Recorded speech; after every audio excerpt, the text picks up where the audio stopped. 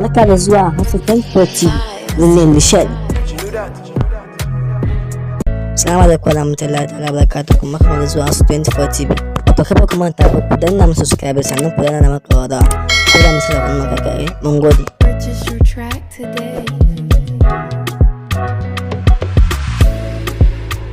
Kamar yadda kuke gani a gurin nan, wato Abala kenan na cikin fadin asin da asin. Bugu da ƙari kuma ya ƙara cewa kar ba ku da hanfa wannan asin da asin ɗin an samu problem in cewa Abala ya ji ciwo a hannu.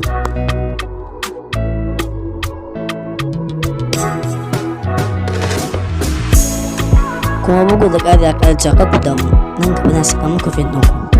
Amma yanzu Adam Ezin, wato sarki Adam Ezin, ya fahimci cewa da ya samu lafiya kuma bai zuwa normal.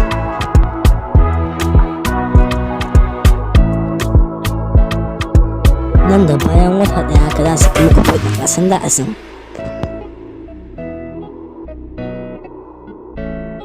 Bayan kuma ya sa a cikin social media ɗinsa ya ce kar ku damu masoyansu masu bin su a cikin fiɗin asin da asin. Wato insha Allah nan gaba za su kai muku fiɗin asin da asin.